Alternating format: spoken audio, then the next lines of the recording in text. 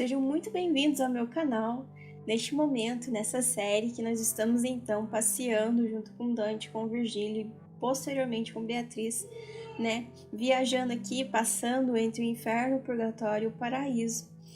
E tirando valiosas lições e aprendizados de todas as pessoas que aparecem, todas as almas, né? Todas as histórias que a gente vai conhecendo aqui. Lembrando que cada alma, que cada história sempre vai trazer uma moral, sempre vai trazer uma lição referente a pecado e virtude, nesse sentido assim. Então, nós estamos aqui hoje no 14º canto, né, no 7º círculo, que são dos violentos, no terceiro subcírculo, na terceira categoria, né, repartição desse círculo que é destinado aos violentos. E aqui os violentos contra Deus, contra a natureza divina, né? Então, como sempre, eu trago aqui uma introdução, né, do canto, com a contextualização do ambiente, de tudo o que consta, o que vai aparecer aqui nesse canto, e posteriormente tem o canto.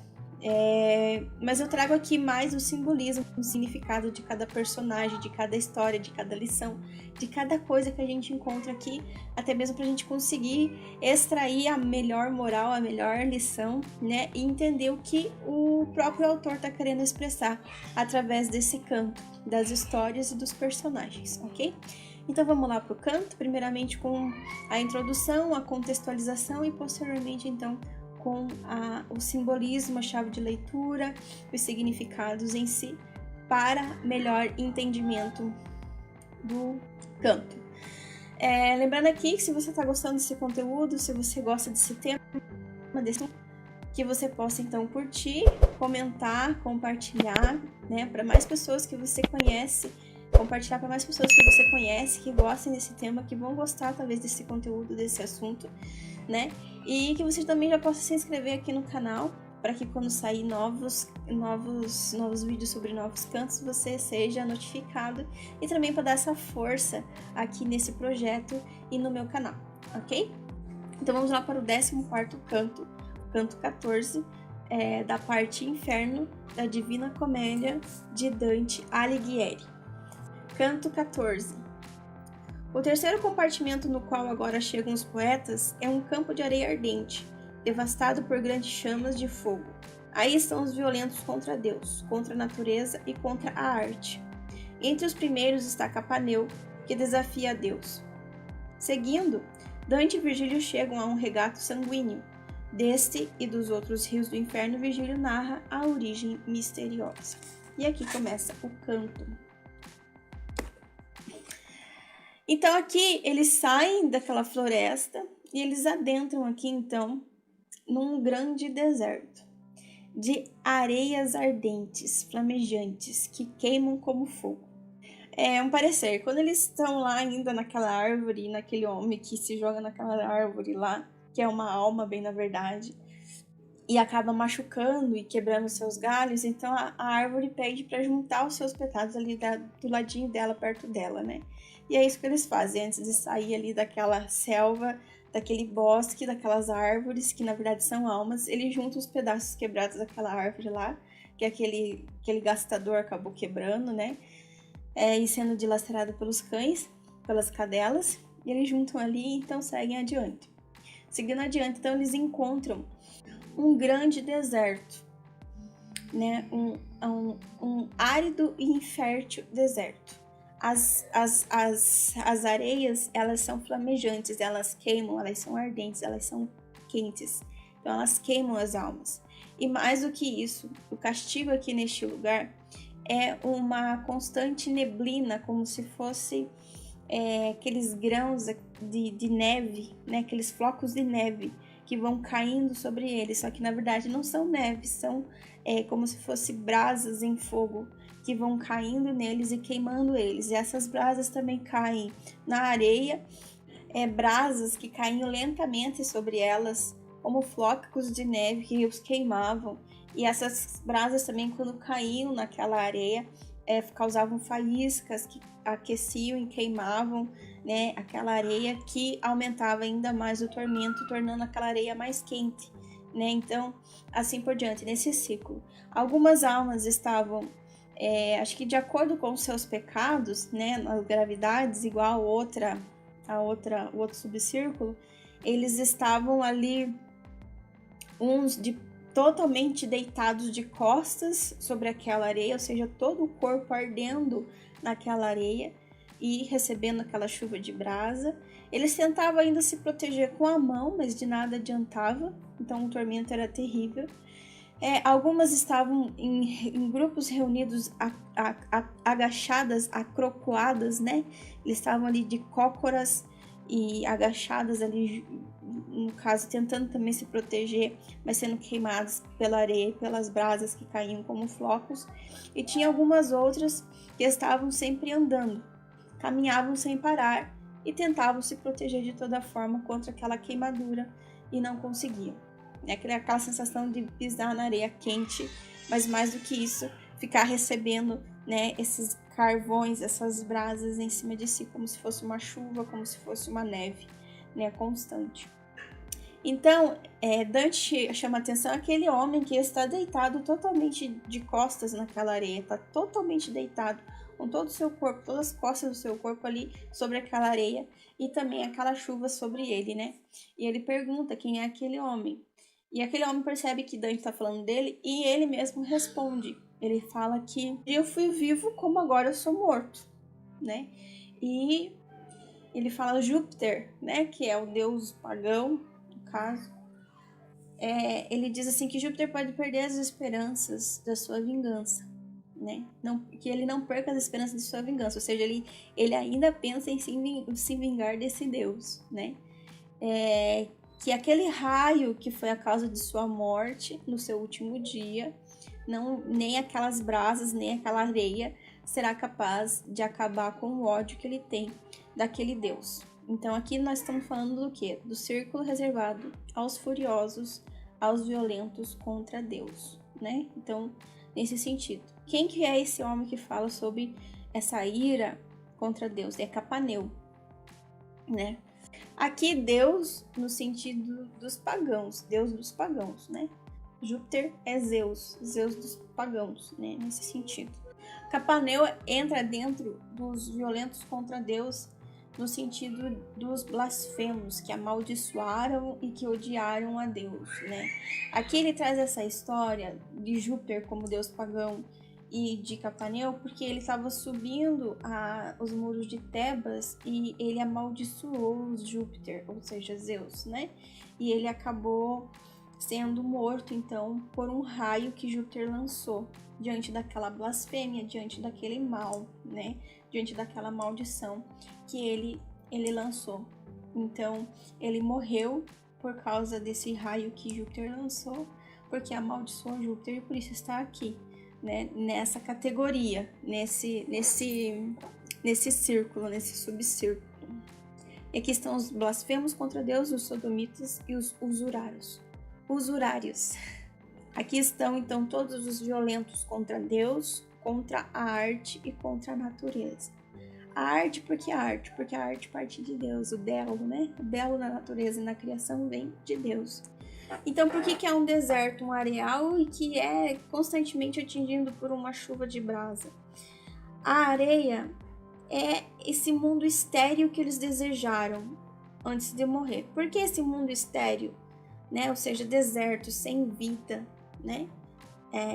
Sem nada de belo, sem nada de bom, né? Por quê? Porque rejeitaram tudo de Deus enquanto vivos, tanto a criação, quanto a natureza, contra a arte, contra o belo, contra a graça, contra Deus. Então foram todos a vida inteira contra aquilo que Deus é e tudo aquilo que Deus criou, né? Ignoraram Deus, rejeitaram Deus e por consequência tudo que Deus criou, ou seja, todo o universo, né? Nesse sentido. Então por isso que estão nesse deserto, que é realmente um lugar sem vida, um lugar estéril, um lugar sem nada de bonito, de belo, né? Um ermo, nesse sentido. Por isso o castigo aqui dos violentos contra Deus, contra a natureza e contra a arte é realmente um deserto. O deserto incandescente, ou seja, o deserto em brasa ali, quente, que queima, e as brasas lembra muito o castigo de Sodoma e Gomorra. Lembra lá da palavra de Deus, né? O castigo para Sodoma e Gomorra, que se tornou um deserto, e que Deus lançou fogo, né, contra aquela cidade, porque tamanho era o pecado, a fúria e a raiva, né, e também as bestialidades que aconteciam e etc, né, nesse sentido. Então, lembra também esse parecer lá da palavra de Deus, Sodoma e Gomorra, que foi destruída pelo fogo e que se tornou um grande deserto, né, contra aqueles que se revoltaram, que se rebelaram, contra aqueles que rejeitaram Deus. Deus até enviou algumas pessoas, né, para tentar resgatar, mas eles não quiseram. Então, nesse sentido. Então, as pessoas que estão deitadas de costas no areial, eles são os blasfemos contra Deus. São os que ofenderam a Deus, que odiaram a Deus, que rejeitaram a Deus, que blasfemaram contra Deus, caluniaram Deus, amaldiçoaram Deus. E eles estão deitados e não podem se mover, não podem se levantar. Estão ali presos, imóveis, com as costas naquela areia quente, fervendo e também recebendo aquelas brasas em chama. Não tiveram humildade, né? Viveram sua vida soberbos, encerrados em si mesmos. Até a observação que Virgílio fala, né? Você sabe que a causa de você estar aqui, ele fala para aquele Capaneu, né? Que amaldiçoou o deus pagão lá. Ele fala assim, você está aqui justamente por causa da sua soberba. Por causa dessa sua soberba você está aqui. E mesmo assim, você continua aumentando os seus tormentos aqui.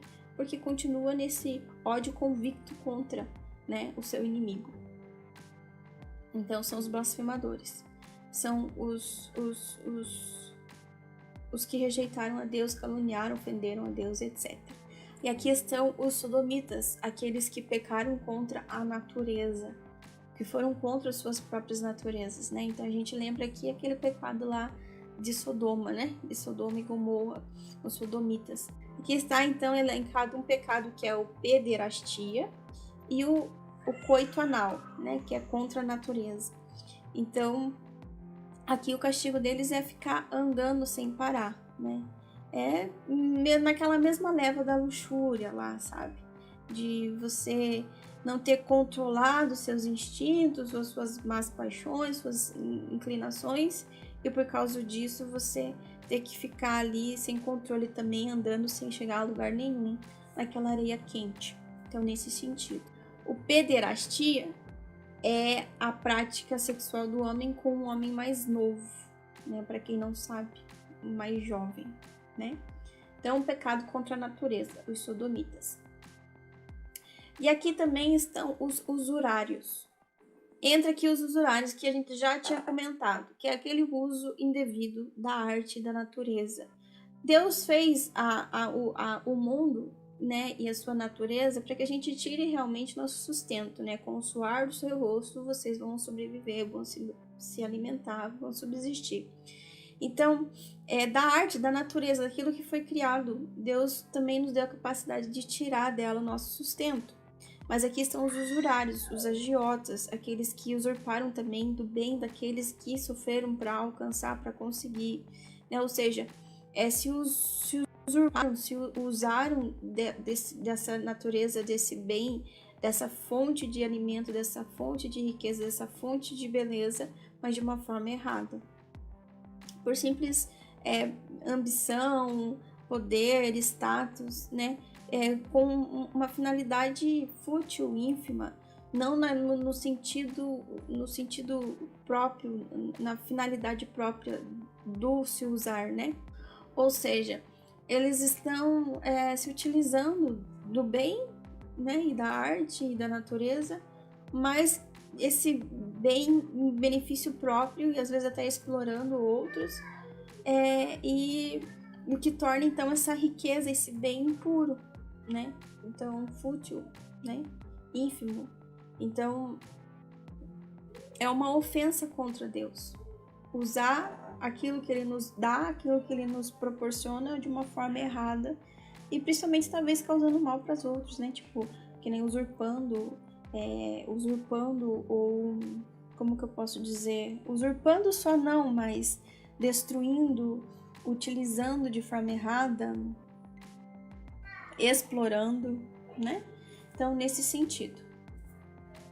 Esses acho que são aqueles que estão estão juntos, né, uns dos outros, estão de cócoras, né? Estão agachados ali.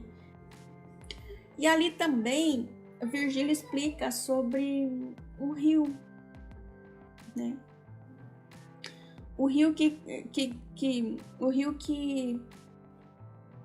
esse rio que transpassa o inferno todo, né? Que ele começa com um nome, depois vai para outro e assim por diante, né? O Aqueronte, o Estige e o Flagetonte depois se torna Lácteos, né? Nesse sentido. Falou que o Flagetonte é esse rio que ele tá vendo, né? Que tá castigando os homens ali. Que tem, todos esses rios têm a mesma nascente, que é lá numa cidade. Existe uma gruta, assim, ele fala assim, ó. Na montanha chamada Ida, antes fértil e cheio de vida, que agora é coisa velha, no centro da montanha encontra-se um grande velho, que tem suas costas voltadas para Damiata e seu rosto virado para Roma, que lhe serve de espelho. Sua cabeça é feita do mais puro ouro, seus braços de prata e cobre as suas pernas. O resto é todo ferro, exceto seu pé direito, que é de argila. Todas as suas partes, exceto de ouro, estão podres, rachadas por uma fissura, por onde fluem lágrimas que descem até os seus pés, onde elas se unem e cavam uma gruta. Belas rochas penetram aqui e desaguam, formando o Aqueronte, o Estige e o Flagetonte, que no final formam um cócito que ainda veremos adiante. E depois o Létis. O que é o Létis? O Létis é a alma, é o rio que margeia ali o purgatório, onde as almas se banham para se purificar. Então não faz mais parte ali do... É continuidade, mas não faz parte do inferno. Quem é esse grande velho? Esse velho é Creta, a cidade de Creta, que aparece até na Bíblia, numa visão, num sonho de Nabucodonosor. A cabeça de ouro representa a idade dourada do homem, antes da expulsão do paraíso.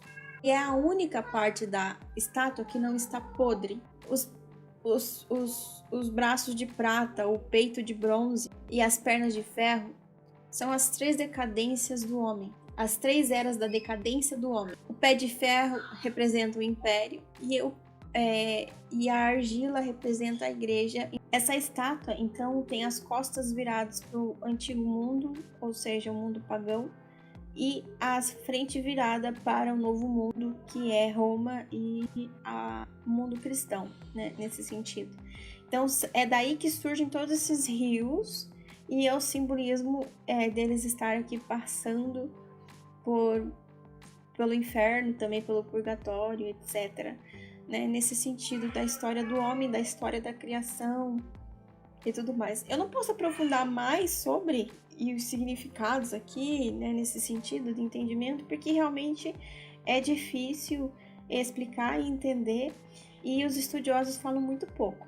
Mas é mais ou menos assim. Acho que a gente colocou e estruturou aqui para dar um sentido desse rio, né, o porquê desse rio, né, nesse sentido. Então, ali ele passou como castigo para os furiosos, depois passou ali para o castigo ali dos violentos, e ele vai margeando ali o bosque e vai margeando os ambientes aqui até chegar ali mais para frente, que se torna o cócito, e assim por diante. O Virgílio e o Dante vão explicando conforme vão encaminhando e adentrando aí mais pelo inferno, a presença e a utilização do inferno desse rio, né? Então aqui eles estão saindo desse deserto e estão caminhando pela margem rochosa desse rio, onde ali o fogo e a brasa não queimam, não conseguem atingir eles para queimar, então seguem a sua jornada. Esse é o 14º canto, referente aos violentos contra Deus, e a natureza e a arte, que vem de Deus, né? Espero que você tenha gostado. Se gostou, curta, comenta, compartilha. Se inscreva no canal, dá essa força aqui pra gente, para continuar esses projetos lindos e maravilhosos que estamos empreendendo, né? É uma coisa que me faz muito feliz e realizado, né? Partilhar conhecimento. E esse é um conhecimento que me ajudou muito e que eu gostei bastante, né? De conhecer e de viver no tempo em que estive ali lendo e aprendendo, estudando, pesquisando. E trago tudo isso, fruto de tudo isso aqui para vocês, ok? De mão beijada, mastigado. Mas que é um grande prazer e alegria, tá bom? Espero que ajude vocês, assim como ajudou a mim. e que agregue valor e conhecimento a vocês, assim como foi para comigo, ok? Então fique com Deus, beijo no coração e até o próximo canto.